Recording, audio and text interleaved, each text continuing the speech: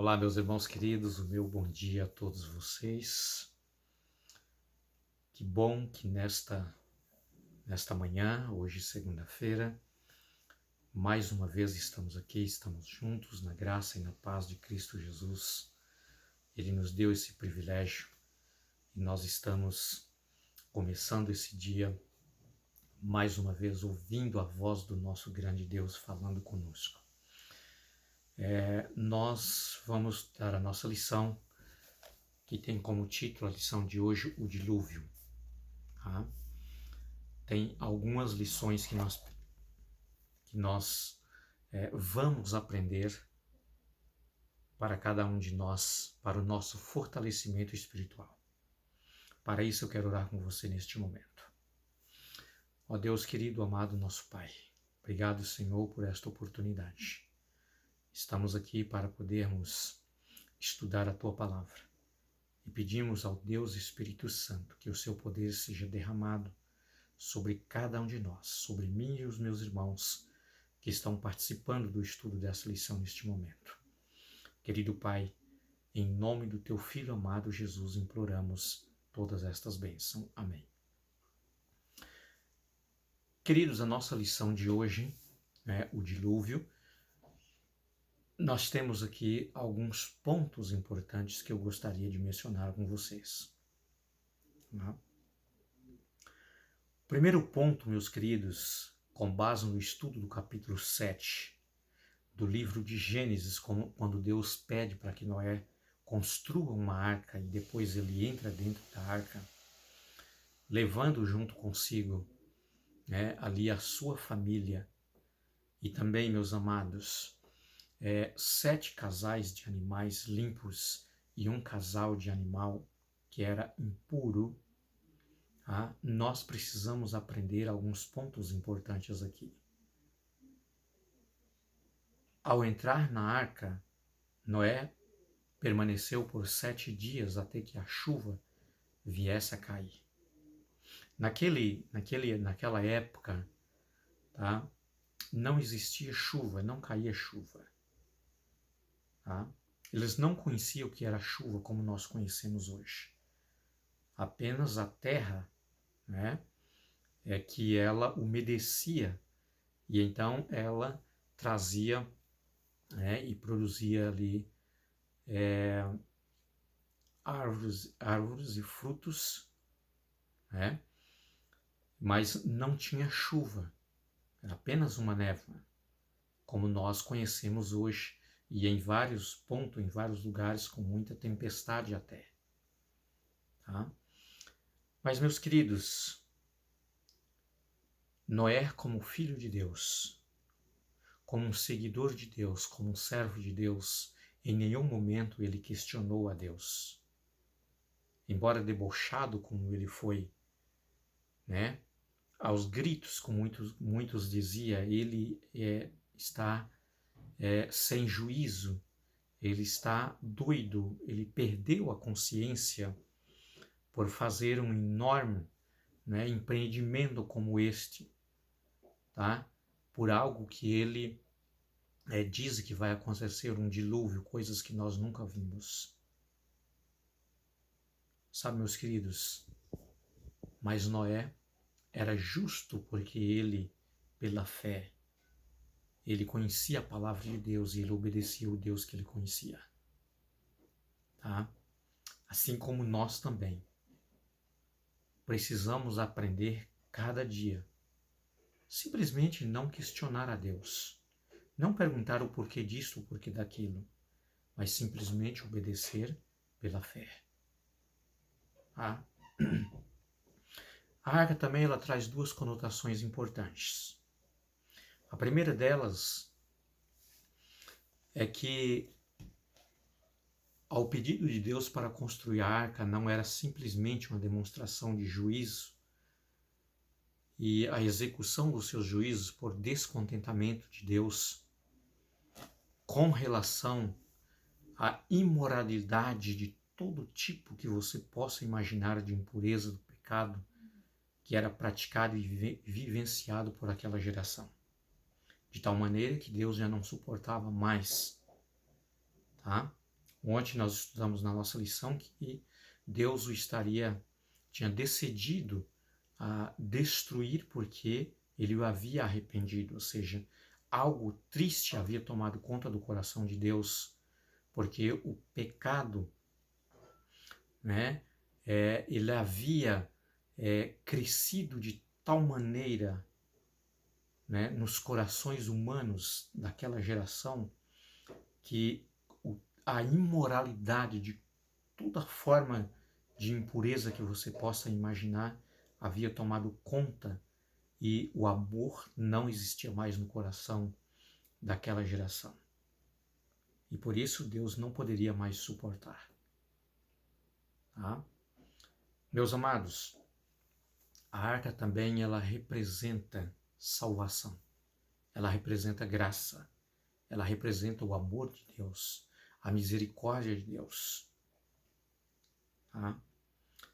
Mas a palavra de Deus diz que depois que Noé entra naquela arca juntamente com a sua família e mais todos os animais, né, que Deus o havia pedido que fosse levado junto com ele, né, das espécies, 7 casais, né, de espécies de animais limpos e um casal da espécie de animal impuro, ainda Noé permaneceu por 7 dias naquela arca.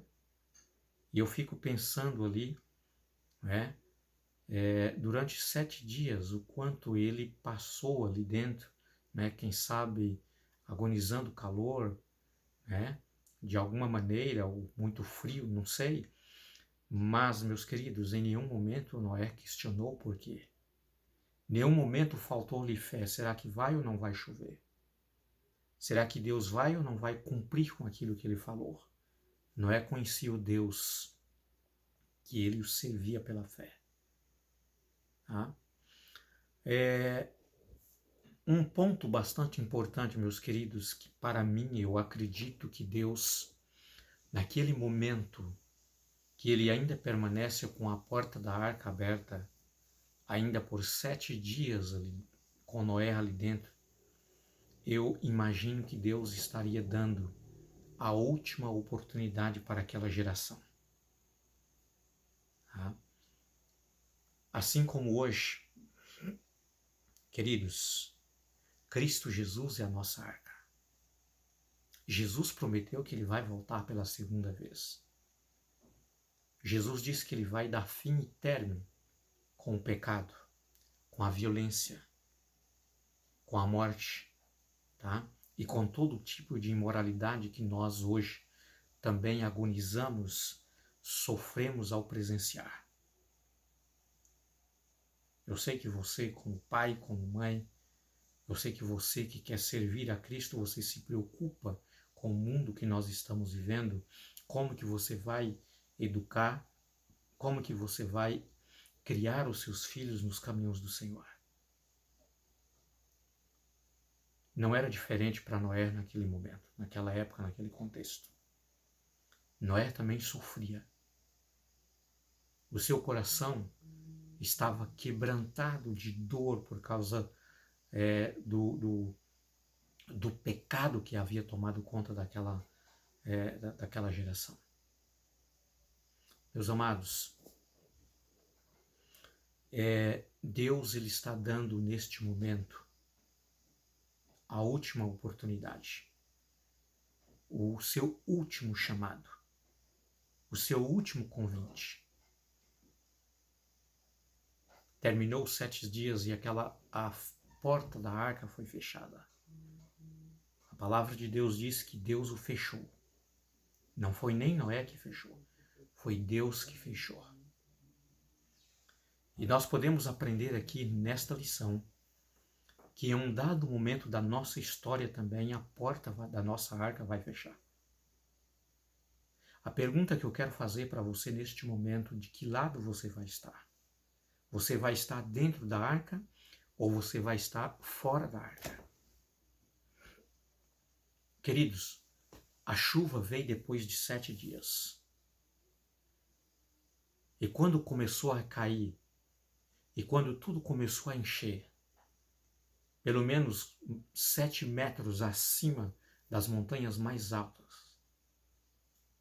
Aí, neste momento, quando eles viram que tudo estava sendo tomado pelas águas, as comportas do céu foram abertas e as nuvens derramavam água como se fosse o despencamento de uma nuvem inteira caindo sobre a terra.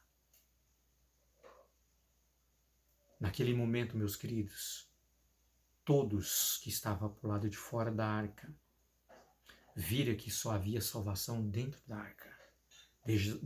Desejaram entrá-lo, porém a arca estava fechada.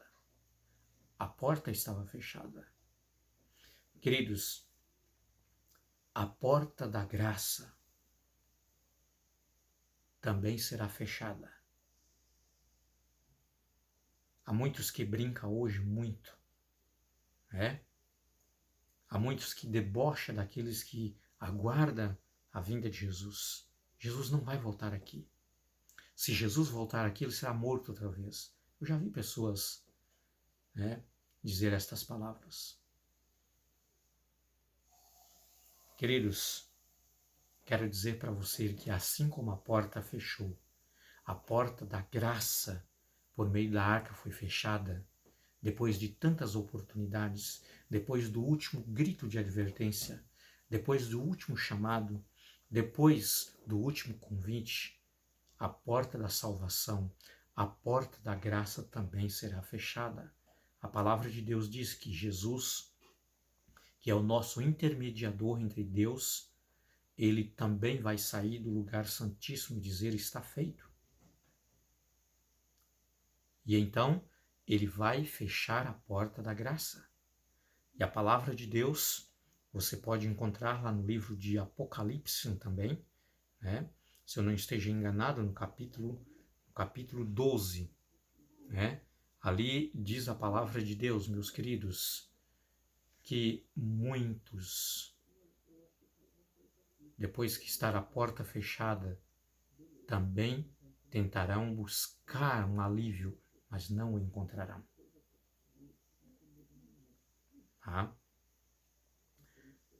Agora, meus amados, meus queridos, eu queria tirar com vocês algumas lições para nós, porque essas lições, na verdade, estão aqui para nós. O Senhor Jesus, ele disse, lá no capítulo 24 de Mateus, assim como foi nos dias de Noé, também será na vinda do Filho do Homem. Da mesma forma que aconteceu, também acontecerá quando o Senhor Jesus voltar. E não é diferente o mundo que nós estamos vivendo hoje. A imoralidade de todo tipo que você possa imaginar, de impureza, de pecado, assim como foi naquela geração, também nos nossos dias é presenciado por cada um de nós. E o Senhor Jesus voltará exatamente quando o mundo estiver nessa condição.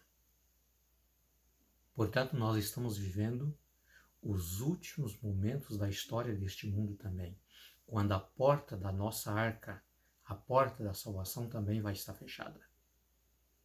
Ela também vai fechar. Porém, a palavra de Deus, no capítulo 8 do livro de Amós, você pode encontrar ali, se eu não me engano, no verso 13, e também no verso 11 e verso 12. Diz o texto sagrado, meus queridos, que muitos estarão correndo de um lado para o outro, tentando encontrar a palavra de Deus depois que uma grande sede, não sede de água, não fome de pão, mas de ouvir a palavra de Deus, porém, não mais encontrarão. Sabe por quê? Porque nenhum evangelista, nenhum obreiro, nenhum pastor, nenhum missionário, nenhum vídeo estarão mais à disposição para você ouvir. Tudo está terminado, tudo está fechado. Nós encontramos algumas referências, meus queridos, na palavra de Deus, demonstrando que a porta vai estar fechada. Por exemplo, Lucas capítulo 3, verso 24 e 25. A porta fechou quando aquele pai de família, diz a palavra de Deus, que representa a vinda de Jesus, entrou e fechou a porta. E quando os seus, buscando entrar por aquela porta, bateram, ele disse, está fechada. Não pode mais, não tem mais oportunidade. Outra referência também que nós temos, Apocalipse capítulo 22, verso 11.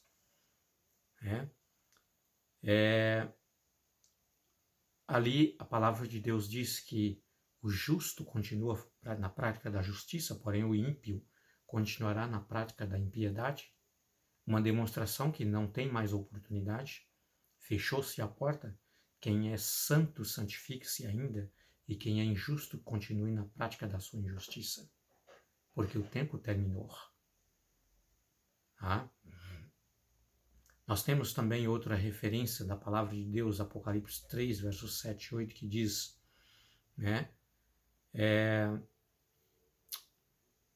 diz assim, o santo e verdadeiro que tem, o Senhor é o santo e verdadeiro, o filho de Davi, que tem a chave nas suas mãos, que fecha, e ninguém abre, e ninguém pode fechar.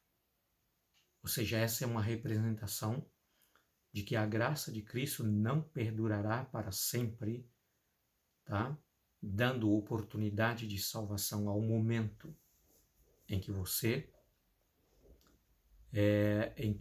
você precisa tomar a sua decisão, tá? De entrar pela porta desta graça, porque ela será fechada, enquanto muitos irão tentá-la entrar, mas ela não se abrirá mais. Queridos, como eu disse para vocês, Amós capítulo 8, verso 11, verso 12. A referência de uma porta fechada quando a busca ansiosa por encontrar o Evangelho para saciar o seu desejo espiritual e não mais serão encontrados porque terminou a oportunidade, porque não tem mais quem o pregue, porque não tem mais quem fale. Assim como a porta daquela arca foram fechada e não puderem entrar aqueles que estavam afogando. Também quando a porta da graça, oferecida a oportunidade de salvação por Cristo Jesus, for fechada, muitos procurarão e não encontrarão a porta aberta para entrar. Surge uma pergunta novamente para mim e para você, meus queridos, neste momento. De que lado você vai estar? Do lado de dentro da arca, salvo por Cristo Jesus com o seu nome escrito no livro da vida, ou por lado de fora da arca com o seu nome escrito no livro da morte?